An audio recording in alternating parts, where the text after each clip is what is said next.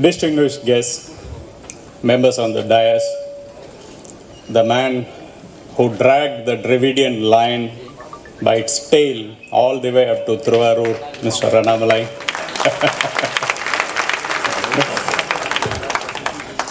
Chief guest of this function, Mr. Devanathan Yadavji, Bhishma Pidamaka, Mr. Gurumurthy ji, and fountainhead of our philosophy, Dr. Srinivasan ji, and every one of you, ladies and gentlemen and friends. Thank you. This book is a culmination of 50 years of Subbu Anna's journalistic career. What does this book talk about? This book chronicles the origin of the Dravidian movement, decline and fall of the Congress, ascent and rise of the Dravidian parties. But this is only about 20% of this book.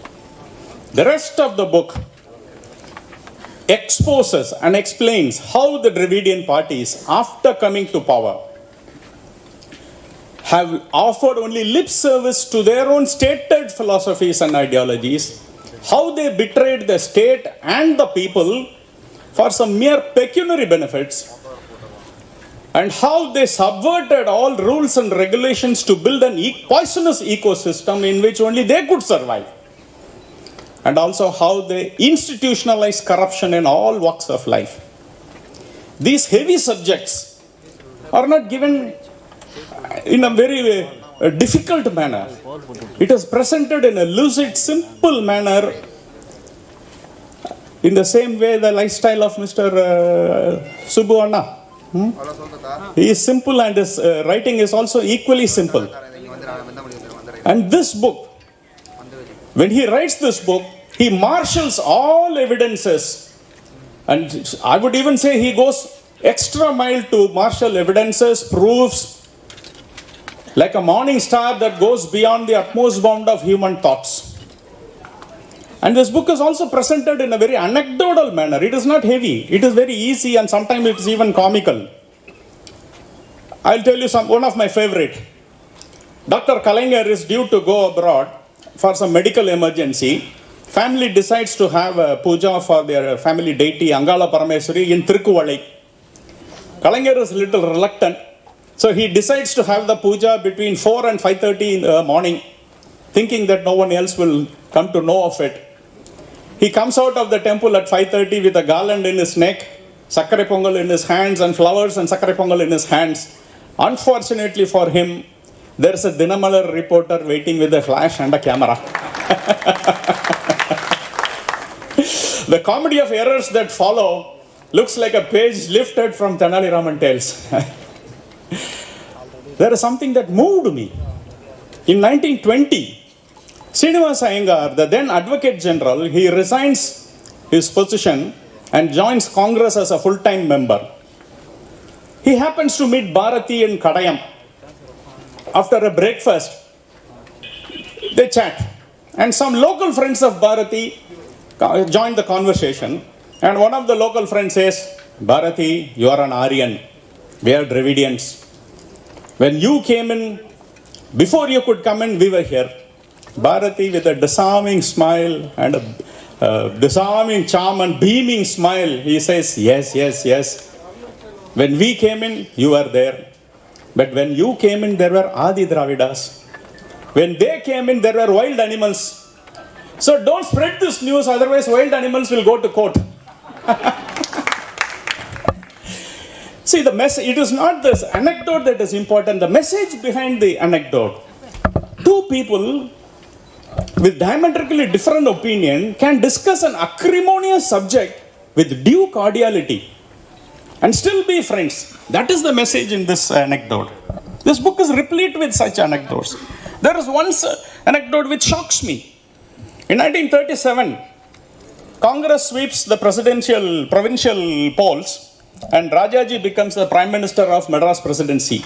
When he goes through the accounts, he was shocked to find that the Justice Party ministers were drawing a salary of 5,000 rupees per month. For 17 years they were in power. Do you know the value of 5,000 rupees in 1937? I ran a check on the historical gold prices. In 1937, 1 gram of gold cost only 3 rupees. And they were drawing 5,000 rupees. If you translate it in gold terms, they were drawing 6 crore 67 lakhs rupees in today's money. In today's money for 17 years. I think this should have even shocked the Britishers. So, I can go on and on and on and on. But who should read this book? That's very important. Particularly the younger generation, the millennium kids who wants to know about the post-independence history of Tamil Nadu. This book is for you. If you are a patriotic Indian trying to trounce separatists in a debate, this book is for you. If you are a true Tamilian, desirous of dethroning a Tamil nationalist or Tamil Desiyavadigal, this book is for you.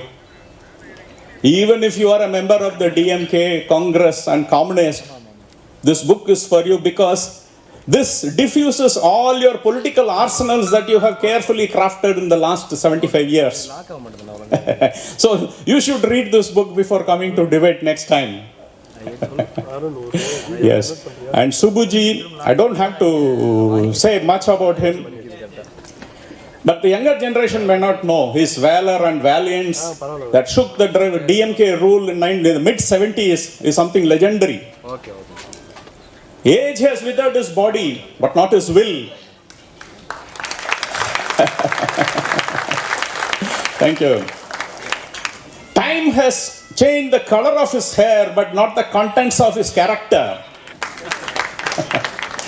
Accolades and laurels are showered on him, but he remains untouched by the wetness of fame and moisture of pride. His entire life is a celebration in anonymity. Such a man has given you this book. If there is one book that we will all be proud of, see, I read a book for two reasons.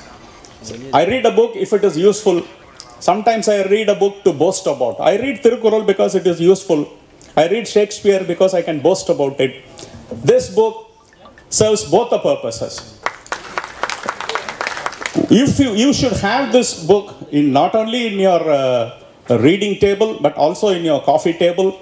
And if there is one book that will be remembered for having changed the history of Tamil Nadu politics in future, it is this, and it is this. Thank you.